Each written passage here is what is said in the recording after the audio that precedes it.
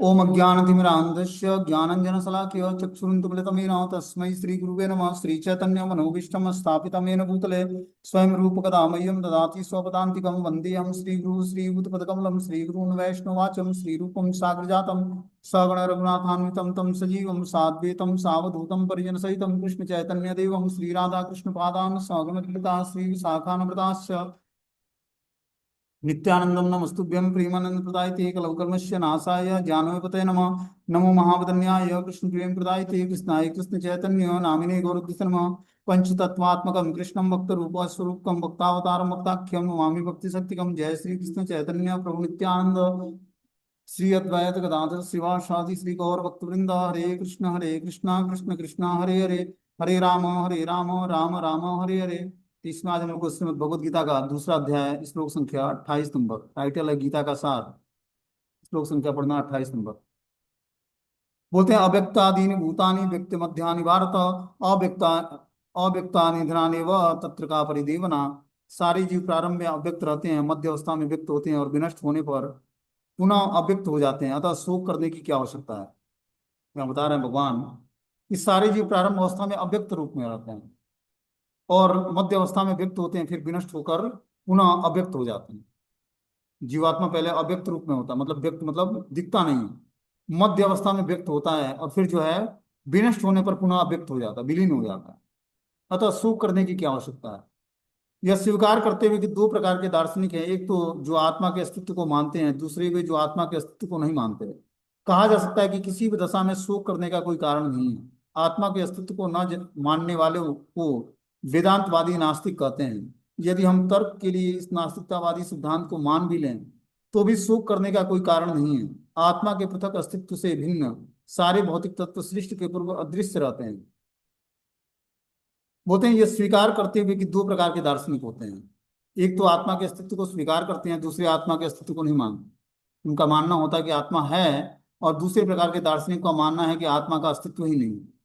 कहा जाता है कि किसी भी दशा में व्यक्ति को शोक नहीं करना चाहिए।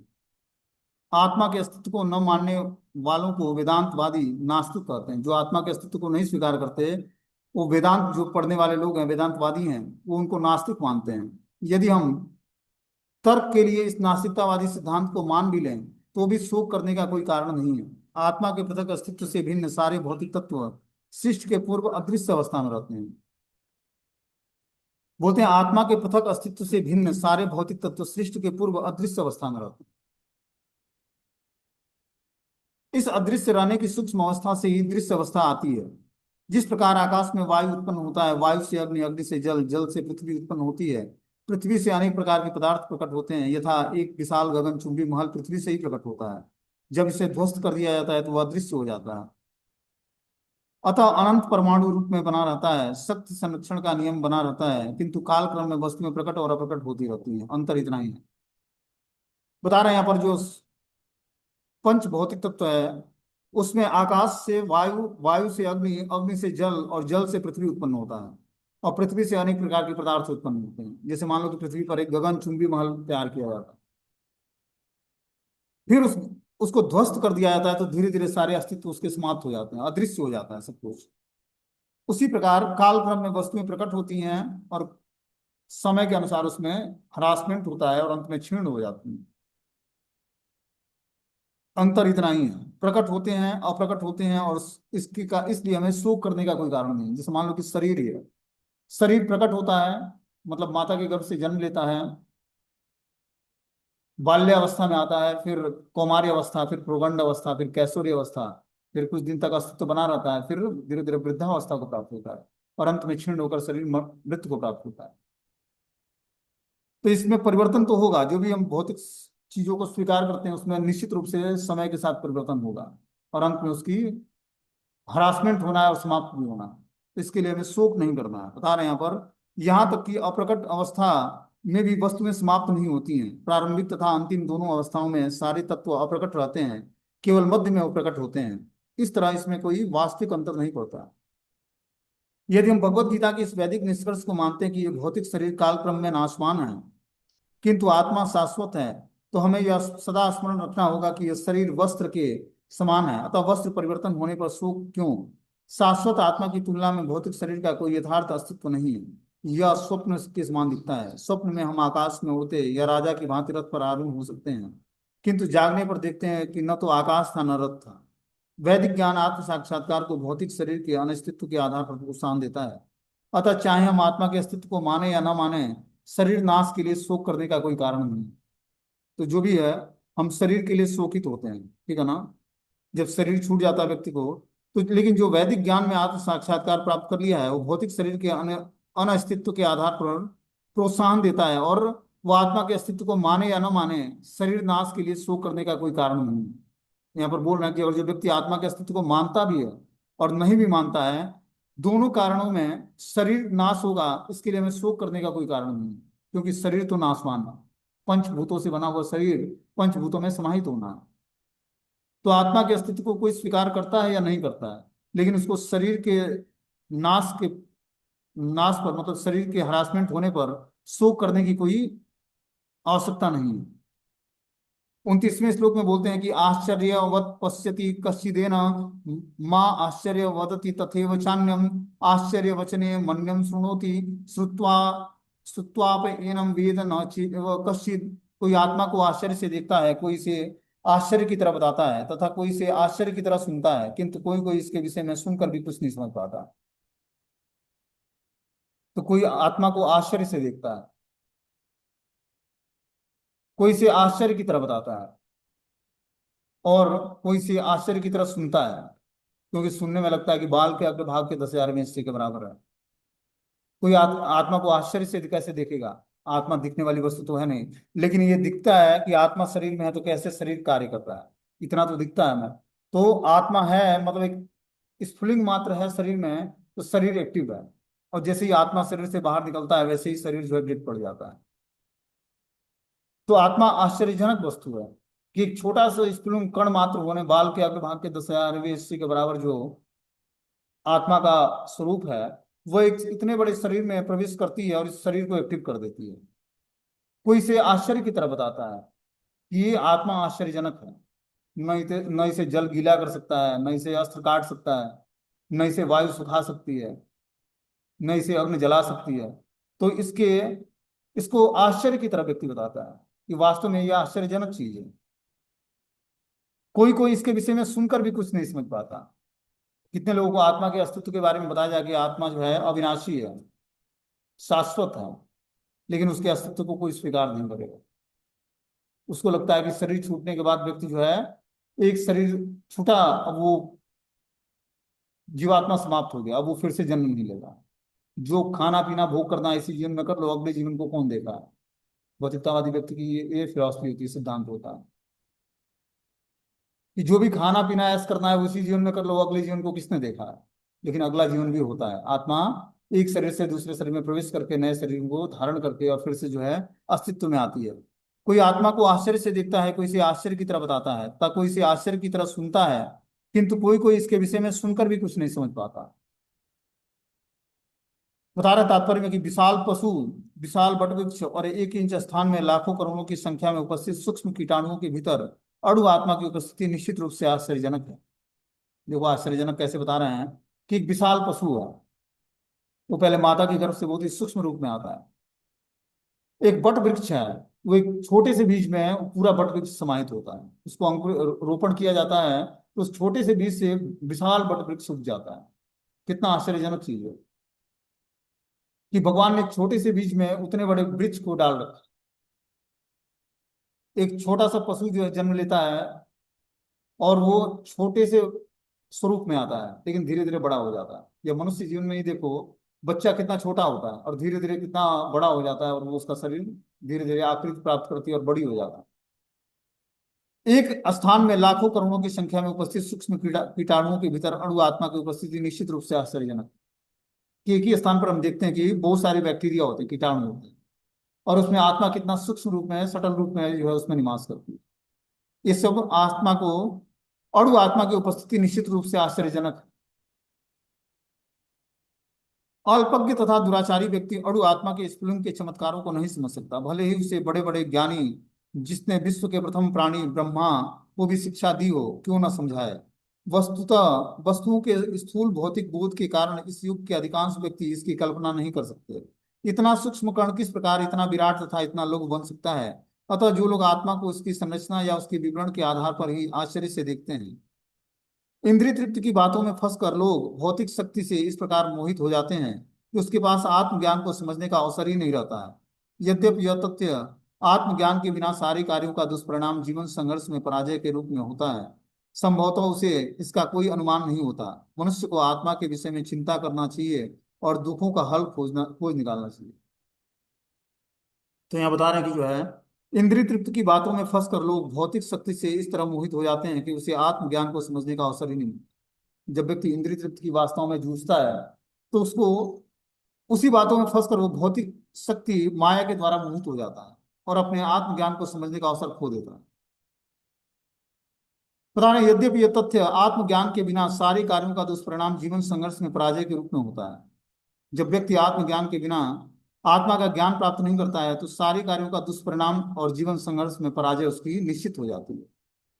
जब वो आत्मा के अस्तित्व को स्वीकार नहीं करता और आत्मा के लिए कार्य नहीं करता है तो क्या होता है, वो जीवन संघर्ष में पराजय को स्वीकार करता है, जीवन संघर्ष में पराजित होता है, अनुभव करता है और इस प्रकार वो दुष्परिणाम भोगता है, जीवन संघर्ष में पराजित होता है और जीवन में दुष्परिणाम भोगता है। संभवतः उसे इसका कोई अनुमान नहीं होता कि मनुष्य को आत्मा के विषय में चिंतन करना चाहिए और दुखों का वास्तविक हल खोज लेना चाहिए। हर व्यक्ति को जन्म मृत्यु जरा व्याधि के दोष कष्ट झेलने पड़ते हैं, लेकिन उस कष्टों का वास्तविक निवारण क्या है, दुखों का वास्तविक हल क्या है, उसको खोजने की तलाश करनी चाहिए। उसका हल क्या है, भगवान की भक्ति को स्वीकार करना। लेकिन सभी लोग इसको स्वीकार नहीं करते हैं क्योंकि वो आत्मा के अस्तित्व को स्वीकार नहीं करते हैं। जब जीवात्मा आत्मा के अस्तित्व को स्वीकार करेगा और आत्मा के लिए कुछ कर्म करेगा तब जाकर वो धीरे धीरे आत्मा के अस्तित्व को स्वीकार करने मात्र से धीरे धीरे को जानना शुरू करेगा, आत्म साक्षात्कार के रास्ते पर आगे बढ़ेगा। बोलते हैं ऐसे थोड़े से लोग हैं जो आत्मा के विषय में सुनने के इच्छुक हैं, अच्छी संगति पाकर भाषण सुनते हैं, किंतु कभी कभी ज्ञानवश वे परमात्मा या अणु आत्मा को यह एक समझ बैठते हैं। ऐसा व्यक्ति खोज पाना कठिन है जो परमात्मा अणु आत्मा उसके पृथक पृथक कार्यों तथा संबंधों एवं अन्य विस्तारों को सही सही ढंग से समझ ले। बता रहे कि ऐसे बहुत कम लोग हैं जो अच्छी संगति पाकर भाषण सुनते हैं और कभी कभी अज्ञानवश परमात्मा या अणु आत्मा को एक समझ बैठते हैं। ऐसे व्यक्ति खोज पाना बहुत ही कठिन है जो परमात्मा अणु आत्मा और उसके पृथक पृथक कार्यों और संबंधों और अन्य विस्तारों को सही सही ढंग से समझ सके। इससे अधिक कठिन है ऐसा व्यक्ति खोज पाना जिसने आत्मा के ज्ञान में पूरा पूरा लाभ उठा लिया हो, जो सभी पक्षों से आत्मा की स्थिति का सही सही निर्धारण कर सके। किंतु यदि कोई किसी तरह से आत्मा के इस विषय को समझ लेता है तो उसका जीवन सफल हो जाता है। और जो कोई इस भगवत गीता के ज्ञान के माध्यम से आत्मा के अस्तित्व को समझ जाता है तब उसका जीवन सफल होता है। कि आत्मा क्या है और शरीर क्या है और आत्मा का धर्म क्या है, तब जाकर वो जीवन की सफलता को प्राप्त करते हैं। बोलते हैं इस आत्मज्ञान को समझने का सरल उपाय है कि अन्य मतों से विचलित हुए बिना परम प्रमाण भगवान कृष्ण द्वारा कथित भगवत गीता के उपदेशों को ग्रहण कर लिया जाए। क्या किया जाए, भगवान के द्वारा जो कथित ये भगवत गीता का ज्ञान है उस उपदेश को ऐसे ही ग्रहण किया जाए और इसके लिए उसे में या पिछले जन्मों में प्रचुर तपस्या की आवश्यकता होती है, तभी वो कृष्ण को श्री भगवान के रूप में स्वीकार किया जा सकता है। जब जीवात्मा पिछले जन्मों में प्रचुर तपस्या की होगी तभी वो इस जीवन में श्री कृष्ण को भगवान के रूप में स्वीकार करेगा। पर कृष्ण को इस रूप में जानना शुद्ध भक्तों की आहितकी की कृपा से ही संभव है, अन्य किसी उपाय से नहीं। भगवान को जानने के लिए जब हम पर शुद्ध भक्तों की आहितकी की कृपा होती है तभी हम भगवान को जान पाते हैं, और कोई दूसरा उपाय यहाँ पर नहीं बता रहे हैं। मुझे भगवान को जानना है तो हमें क्या करना पड़ेगा, शुद्ध भक्तों की आहितकी की कृपा की याचना करनी, उनकी कृपा से ही हम भगवान के अस्तित्व को समझ सकते हैं, और कोई दूसरा उपाय नहीं है। आगे इसमें बता रहे हैं कि जो है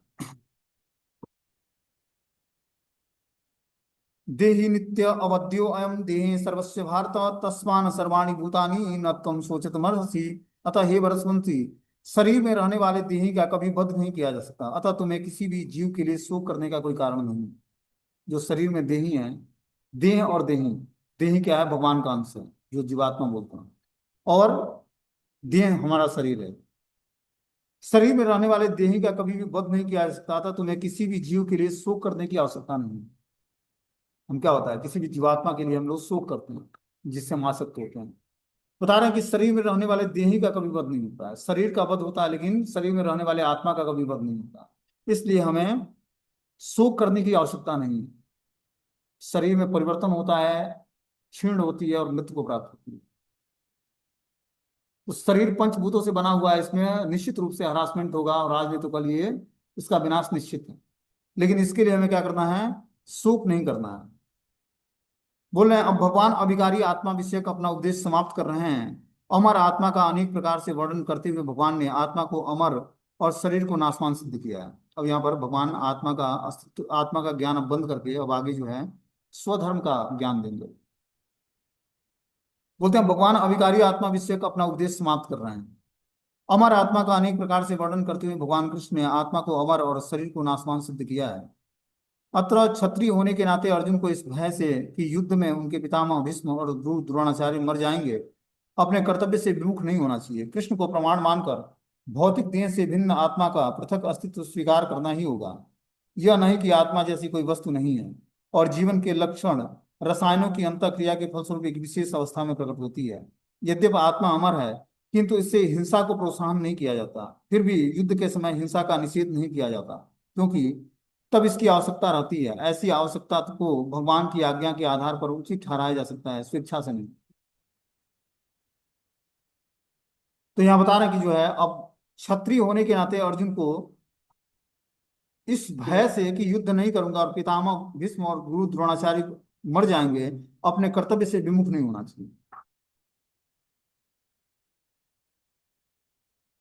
कृष्ण को प्रमाण मानकर भौतिक देह से भिन्न आत्मा का पृथक अस्तित्व स्वीकार करना ही होगा कि आत्मा अलग है और भौतिक देह अलग है। ये कृष्ण को प्रमाण मानकर इस अस्तित्व को स्वीकार करना पड़ेगा कि भौतिक देह से भिन्न आत्मा है, आत्मा एक पृथक अस्तित्व स्वीकार करती है। ये यह नहीं कि आत्मा जैसी कोई वस्तु नहीं है। जीवन के लक्षण रसायनों की अंतःक्रिया के फलस्वरूप की विशेष अवस्था प्रकट होती है। बोलते हैं जीवन के लक्षणों में रसायनों की अंतःक्रिया से एक विशेष प्रकार की अवस्था प्राप्त होती है।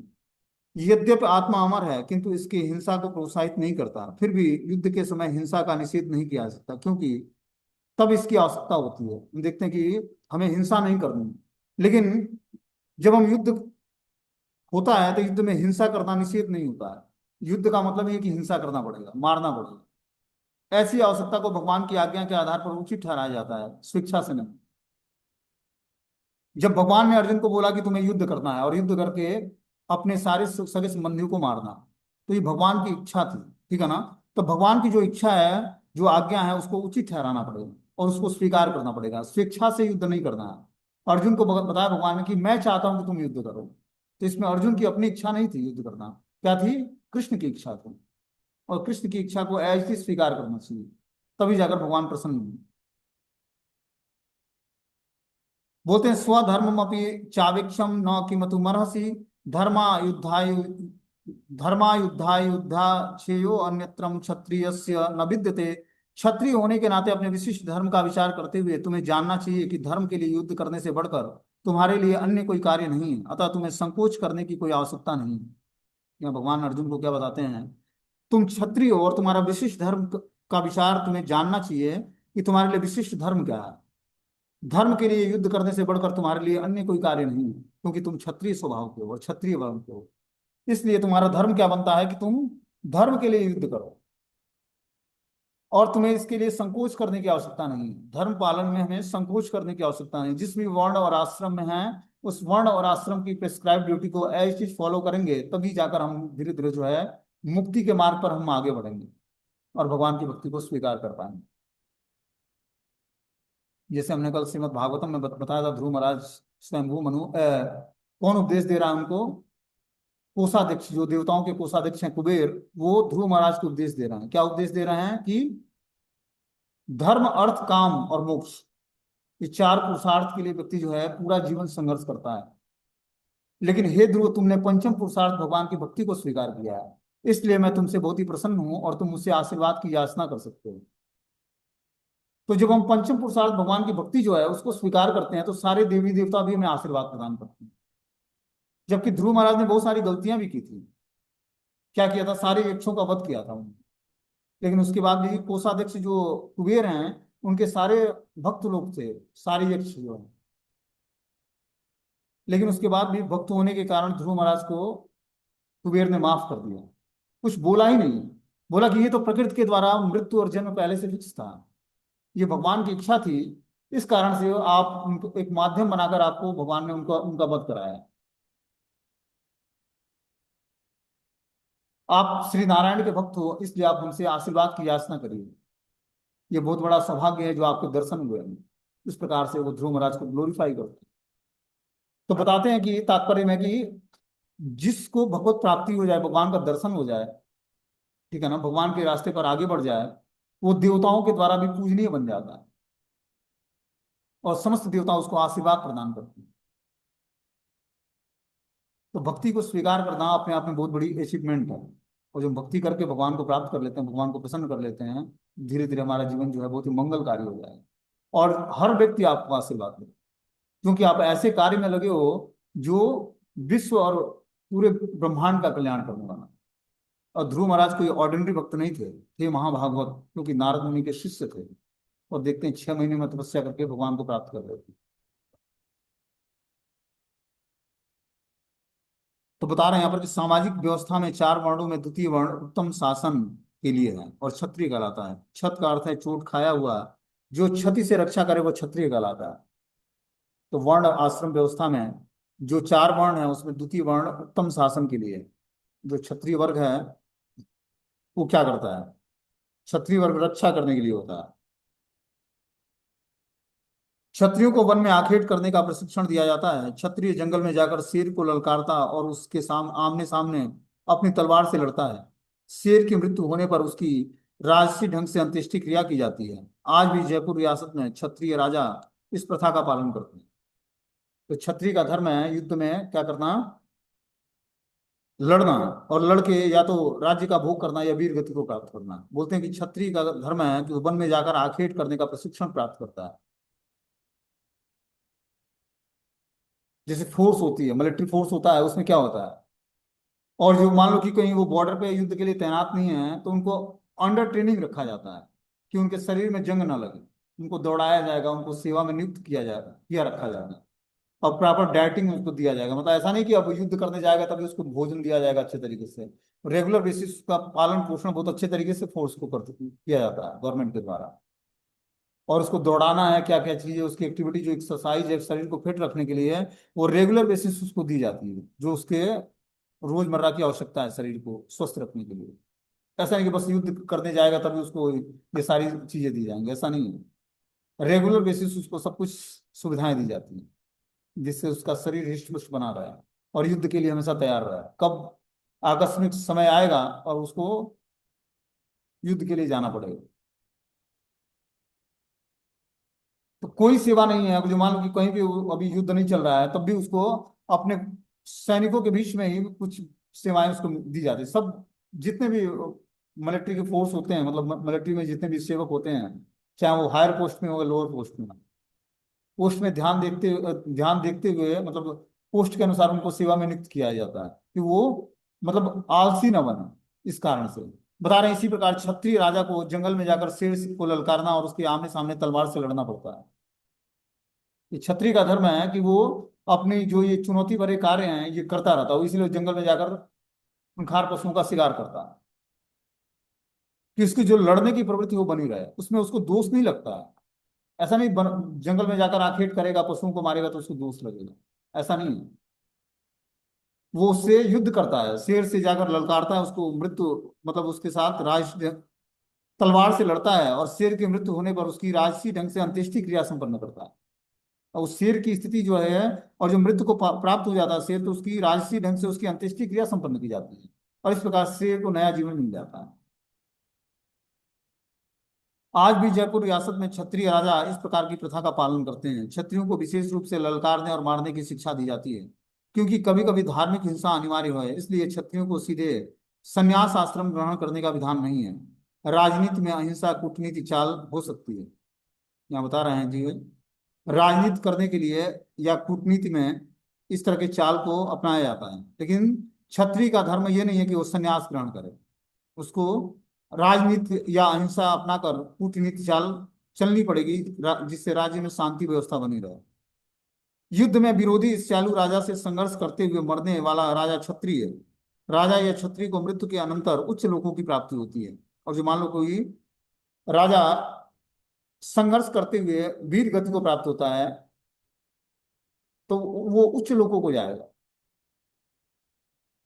जिनकी प्राप्ति यज्ञादि में मारे गए पशुओं को होती है। अतः धर्म के लिए युद्ध भूमि में वध करना या याज्ञिक अग्नि के लिए पशुओं का वध करना हिंसा कार्य नहीं है।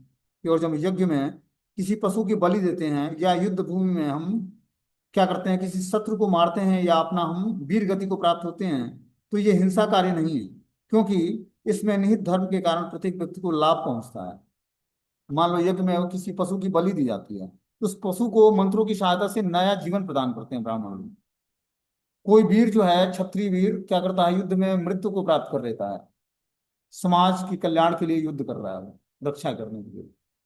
तो इस तरह से रक्षा करने के लिए युद्ध कर रहा है तो उसको उच्च गति की प्राप्ति होती है, उच्च लोगों की प्राप्ति होती है। यज्ञ में बलि दिए गए पशु को एक स्वरूप से दूसरे में बिना विकास प्रक्रिया के तुरंत मनुष्य का शरीर प्राप्त हो जाता है। जो यज्ञ में बलि दी जाने वाली पशु है उसको, और जो हम बलि देते हैं पशु को यज्ञ में, किसकी प्रसन्नता के लिए, देवताओं या भगवान विष्णु की प्रसन्नता के लिए, तब उसको नया शरीर मनुष्य का मिलता है, क्योंकि वैदिक मंत्रों की सहायता से फिर उसको नए मनुष्य शरीर धारण करता है और फिर से उसको भगवान की भक्ति प्राप्त होती है। इसी तरह युद्ध भूमि में मारे गए क्षत्रिय यज्ञ संपन्न करने वाले ब्राह्मणों को प्राप्त होने वाले स्वर्ग लोक में जाते हैं। कि जो ब्राह्मण यज्ञ करके स्वर्ग लोक प्राप्त करता है वो क्षत्रिय युद्ध भूमि में युद्ध करके प्राप्त कर लेता है। इतना पावरफुल है क्योंकि अपने स्वधर्म का पालन कर रहा है क्षत्रिय। स्वधर्म दो प्रकार का होता है। जब तक मनुष्य मुक्त नहीं हो जाता तब तक मुक्ति प्राप्त करने के लिए धर्म के अनुसार शरीर विशेष के कर्तव्य करने होते हैं। यहाँ बता रहे हैं कि जो है स्वधर्म भी दो प्रकार का है। एक तो मुक्ति प्राप्त करने के लिए धर्म के अनुसार शरीर विशेष के कर्तव्य करने होते हैं। जब वो मुक्त हो जाता है तो उसका विशेष कर्तव्य या स्वधर्म आध्यात्मिक हो जाता है। जब तक हम मुक्त नहीं है तब तक हमारे दो धर्म हैं। एक तो धर्म है शरीर से जुड़े हुए वस्तु व्यक्ति स्थान की सेवा करना और दूसरा धर्म है भगवान की सेवा करना। लेकिन जब व्यक्ति मुक्त हो जाता है तो उसका एक विशेष कर्तव्य या स्वधर्म आध्यात्मिक हो जाता है। तो उसका एक ही कर्तव्य बचता है, क्या, आध्यात्मिक कर्तव्य, और देहात्म बुद्धि में नहीं रहता है। जब तक देहात्म बुद्धि है तब तक ब्राह्मण और क्षत्रियों के लिए स्वधर्म पालन अनिवार्य है। जब तक हम देहात्म बुद्धि में रहते हैं तब तक हम स्वधर्म का पालन हमारे लिए अनिवार्य कार्य होता है। स्वधर्म का विधान भगवान द्वारा होता है जिसका स्पष्टीकरण चतुर्थ अध्याय में किया गया है। शारीरिक स्तर पर स्वधर्म को वर्णाश्रम धर्म अथवा आध्यात्मिक बोध का प्रथम सोपान कहते हैं। वर्णाश्रम धर्म अर्थात प्राप्त शरीर के विशिष्ट गुणों पर आधारित स्वधर्म की अवस्था में मानवीय सभ्यता का शुभारंभ होता है। वर्णाश्रम धर्म के अनुसार किसी कार्य क्षेत्र में स्वधर्म का निर्वाह करने से जीवन के उच्च पद को प्राप्त किया जाता है। मानवीय सभ्यता में हमें अपने स्वधर्म का निर्वाह करने के लिए, जब हम अपने स्वधर्म का निर्वाह करेंगे तो हमें उच्च पदों की प्राप्ति होगी। जैसे हम वर्ण और आश्रम के धर्मों का पालन करते हैं, ठीक है ना, भगवान ने वर्ण और आश्रम के धर्म बताए हैं, ब्राह्मण क्षत्रिय वैश्य और शूद्र, और ब्रह्मचारी गृहस्थ वानप्रस्थ और सन्यास, ये चार वर्ण और चार आश्रम हैं। तो चार वर्ण और चार आश्रम किस लिए हैं? ये मनुष्य बनने के लिए है। जब व्यक्ति चार वर्णों और चार आश्रमों के अनुसार कर्तव्य पालन करता है, अपने स्वधर्म का पालन करता है, तब वो मनुष्य की कैटेगरी में आता है, उससे पहले नहीं। तो चार वर्ण और चार आश्रमों का हम पालन करके मनुष्य की कैटेगरी में आते हैं और तब जाकर हम उच्च पद, जीवन के उच्च पदों को प्राप्त करने के लिए हमारे अंदर योग्यता आती है। कोई 100 जीवन तक वर्णाश्रम धर्म का अच्छे तरीके से पालन करता है तो ब्रह्मा बन जाए। कितने जीवन तक? 100 जीवन तक वर्ण और आश्रम के नियमों का विधिवत पालन करे तो उसको ब्रह्मा के पद की प्राप्ति हो जाएगी। इतना पावरफुल है वर्ण और आश्रम धर्म का पालन। तो वर्ण और आश्रम के धर्मों का पालन करने से मनुष्य जो है मनुष्य की कैटेगरी में आता है। आगे इसमें बता रहा कि यद इक्ष्वा चौपन्नम स्वर्ग द्वारम अपावृतम सुखिनम क्षत्रियाम पार्थम लभन्ते युद्धमीदृशम। हे पार्थ, वे क्षत्रिय सुखी हैं जिन्हें ऐसे युद्ध के अवसर अपने आप प्राप्त होते हैं जिससे उन्हें स्वर्ग लोक के द्वार खुल जाते हैं। बोलते हैं कि हे पार्थ, वे क्षत्रिय सुखी हैं जिन्हें ऐसे युद्ध के अवसर अपने आप प्राप्त हो जाते हैं और इस युद्ध को करते हुए स्वर्ग लोक के द्वार उनके खुल जाते हैं। बोलते हैं विश्व के परम गुरु भगवान कृष्ण अर्जुन की इस प्रवृत्ति की भर्त्सना करते हैं। जब वो कहते हैं कि उन्हें युद्ध के लिए कुछ कुछ भी तो लाभ नहीं दिखता, इससे नरक में शाश्वत वास करना होगा। अर्जुन द्वारा ऐसे वक्तव्य केवल अज्ञान जन्य। अर्जुन भगवान के सामने प्रस्ताव रखता है। पहले क्या प्रस्ताव रखता है? 6 कारण बताता है भगवान को पहले अध्याय में युद्ध ना करने के, जो हमने पढ़ा है। फिर बोलता है कि हे केशव, मैं भिक्षाटन करके जीवन यापन कर लूंगा, लेकिन अपने स्वजनों का वध करके मैं राज्य भोग नहीं करूंगा। ठीक है ना? भिक्षाटन ब्राह्मण का कर्तव्य है, और अर्जुन क्या है? वर्ण से क्षत्रिय है। क्या बोलता है? मैं भिक्षाटन करके जीवन यापन कर लूंगा, लेकिन युद्ध नहीं करूंगा। भगवान इस पर भी तैयार नहीं होते हैं। अब यहाँ पर विश्व के परम गुरु स्वयं भगवान श्री कृष्ण अर्जुन की इस प्रवृत्ति की भर्त्सना करते हैं। बताते हैं कि वो कहता है कि उसे इस युद्ध में कुछ लाभ नहीं दिखता है। हे केशव, मुझे ये युद्ध करने से कुछ लाभ नहीं दिखता है। इसमें मुझे में शाश्वत वास मिलेगा, ये मुझे लगता है कि मैं अगर ये युद्ध करूंगा तो मुझे शाश्वत रूप से नरक में वास मिलेगा। अर्जुन द्वारा ऐसा वक्तव्य केवल अज्ञान जन्य है। अर्जुन जो ये वक्तव्य भगवान के सामने रखता है, ये अज्ञान के कारण ऐसा का वो भगवान से बोलता है। वो अपने स्वधर्म के आचरण में अहिंसक बनना चाहता है, किंतु एक क्षत्रिय के लिए युद्ध भूमि में स्थिर होकर इस प्रकार अहिंसक बनना मूर्खों का दर्शन है। कि क्षत्रिय के लिए ऐसा वक्तव्य पेश करना भगवान के सामने, या स्वधर्म के आचरण में अहिंसक बनना, ये क्षत्रिय के लिए शोभा नहीं देता है। ये मूर्खों का दर्शन है। मूर्खों का दर्शन मतलब ये मूर्खों की फिलॉसफी है, सिद्धांत है। बोलते हैं क्षत्रिय का धर्म है कि वो अपने सभी क्लेशों से नागरिकों की रक्षा करे, इसलिए उसे शांति और व्यवस्था बनाए रखने के लिए हिंसा करनी पड़ती है। क्षत्रिय को समाज में शांति और व्यवस्था बनाए रखने के लिए क्या करना पड़ता है? युद्ध करना पड़ता है और हिंसा करनी पड़ती है। अतः उसे शत्रु राजाओं के सैनिकों को जीतकर धर्म पूर्वक संसार पर राज्य करना चाहिए। ये क्षत्रिय का धर्म है कि शत्रु राजाओं पर विजय प्राप्त करे युद्ध करके, और धर्म पूर्वक संसार पर राज्य करे। यदि सभी पक्षों पर विचार करें तो अर्जुन को युद्ध से विमुख होने का कोई कारण नहीं दिखता है। और ये सारे पक्षों पर विचार किया जाए भगवत गीता के अनुसार और भगवान के आदेश के अनुसार, तो अर्जुन को युद्ध से विमुख होने का कोई कारण नहीं दिखता है इसमें। ठीक है ना? कि अर्जुन युद्ध से विमुख होकर और कुछ अलग कार्य करे। यदि वह शत्रुओं को जीतता है तो राज्य भोग करेगा, और यदि वह युद्ध भूमि में मरता है तो स्वर्ग हो जाएगा। दोनों केस में अर्जुन का हित है कि अगर जो वो युद्ध करते हुए जीत जाता है तो राज्य का भोग करेगा, और युद्ध करते हुए मृत्यु को प्राप्त होता है तो स्वर्ग लोक हो जाएगा, जिसके द्वार उसके लिए खुले हुए हैं। युद्ध करने से उसे दोनों ही तरह के लाभ मिलेंगे। तो युद्ध में या तो मृत्यु को प्राप्त करेगा या राज्य का राज्य जीत जाएगा। तो दोनों केस में अर्जुन का कोई नुकसान नहीं है। मृत्यु को प्राप्त करेगा तो स्वर्ग चला जाएगा, और राज्य जीत जाएगा तो राज्य का भोग करेगा। अथ चेत्यम धर्मम संग्रामम न करिष्यति ततम स्वधर्म कीर्तिं च हित्वा पापम वाप्स्यसि। किंतु यदि तुम युद्ध करने के स्वधर्म को संपन्न नहीं करते तो तुम्हें निश्चित रूप से अपने कर्तव्य की उपेक्षा करने का पाप लगेगा, और तुम योद्धा के रूप में अपना सारा यश खो दोगे। क्या बता रहे हैं यहाँ पर? कि यदि तुम युद्ध में करने में अपने स्वधर्म को संपन्न नहीं करते, जो तुम्हारा धर्म है स्वधर्म। स्वधर्म क्या है? क्षत्रिय का धर्म है युद्ध करना, और तुम क्षत्रिय हो, और जो तुम स्वधर्म का पालन नहीं करते तो निश्चित रूप से अपने कर्तव्य की उपेक्षा करने का पाप लगेगा। तो यहाँ पर लेसन्स क्या मिलता है इस श्लोक से? कि हम भी जिस वर्ण और आश्रम में हैं, उस वर्ण और आश्रम के कर्तव्यों को ऐसे पालन नहीं करते हैं तो अपने कर्तव्य से की उपेक्षा करने का हमें पाप लगता है इस मनुष्य जीवन में, और तुम योद्धा के रूप में अपना यश खो दोगे।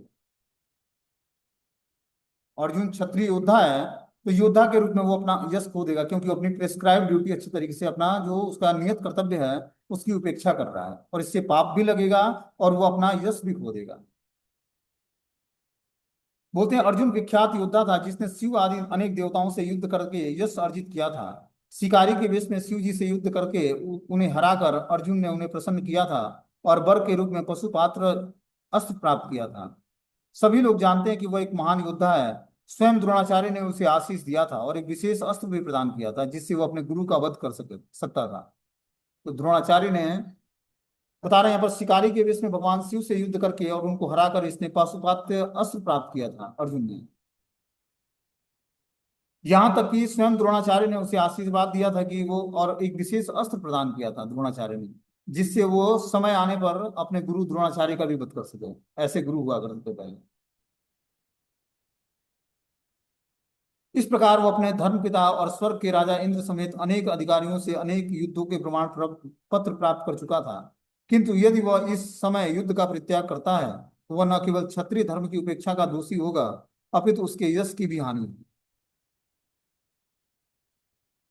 लेकिन वो अगर जो इस समय युद्ध का परित्याग करता है तो उसके क्षत्रिय धर्म की उपेक्षा होती है। अभी तो और उसके यश की भी हानि होगी, जो उसका यश है क्षत्रिय के रूप में, वीर योद्धा के रूप में, उसका यश से यश जो है उसको भी हानि, नुकसान पहुंचेगा। और वो नरक जाने के लिए अपना मार्ग प्रशस्त कर लेगा। ऐसा व्यक्ति जो अपने स्वधर्म का पालन नहीं करता वो नरक को प्राप्त करता है। दूसरे शब्दों में वह युद्ध करने से नहीं अपितु युद्ध से पलायन करने के कारण नरक का भागी बन, कि वो युद्ध न करके और युद्ध से पलायन कर जाता है, युद्ध छोड़कर भाग जाता है, तो उसको नरक की प्राप्ति होती है, यहाँ पर बता रहे हैं भगवान। इसलिए इस श्लोक से लेसन ये मिलता है कि हमें भी अपनी प्रेस्क्राइब ड्यूटी को ऐसे पालन करना है। जिस भी वर्ण और आश्रम में हैं उस वर्ण और आश्रम को ऐसे जब हम फॉलो करेंगे तब हम अपने को सुरक्षित पाएंगे और यश अर्जित करेंगे इस संसार में। व्यक्ति यशस्वी बनना चाहता है, ठीक है ना। हर व्यक्ति चाहता है कि मेरी प्रसिद्धि बढ़े। तो प्रसिद्धि कैसे बढ़ेगी? जब वो वर्ण और आश्रम के नियमों का पालन करे, तब उसकी प्रसिद्धि बढ़ेगी। हर व्यक्ति हाईलाइट होना चाहता है ना भौतिक संसार में। तो हाईलाइट कैसे होगा? जब वो अपने वर्ण और आश्रम के नियमों को ऐसे ही पालन करेगा। वही बता रहे हैं यहाँ पर भगवान कि जब व्यक्ति अपनी नियत कर्तव्यों को अच्छे तरीके से पालन करता है, तो अर्जुन के लिए नियत कर्तव्य क्या था? युद्ध करना। और युद्ध करते हुए वो क्षत्रिय धर्म का पालन करता, तो योद्धा के रूप में वो विख्यात और होगा, क्योंकि वो पहले से योद्धा के रूप में विख्यात है। लेकिन अर्जुन युद्ध करने को तैयार नहीं। ठीक है, हरे कृष्णा। अभी मीटिंग क्लोज हो जाएगा, 2 मिनट है, आप लोग कोई